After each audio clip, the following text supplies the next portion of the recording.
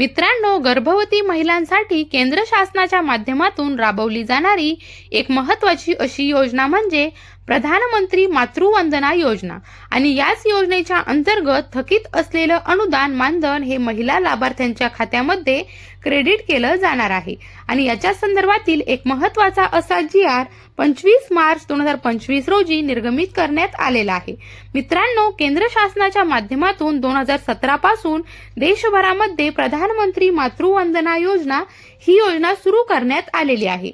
ज्या योजनेच्या अंतर्गत पहिल्या अपत्यासाठी गर्भवती महिलांना या कालावधीमध्ये काम न करावं किंवा त्यासाठी एक पोषक असा आहार मिळावा यासाठी 3 टप्प्यांमध्ये 5,000 रुपयांचं मानधन अनुदान हे दिलं जातं। आणि अशा महिलेला दुसऱ्या अपत्याच्या वेळी जर मुलगी जन्माला आली तर एक रकमी 6,000 रुपयांची रक्कम त्या महिलेच्या आधार संलग्न बँक खात्यामध्ये क्रेडिट केली जाते। आणि अशा प्रकारच्या योजनेच्या अंतर्गत बऱ्याच दिवसांपासून लाभार्थ्यांचे अनुदान वितरित करण्यात आलेलं नव्हतं।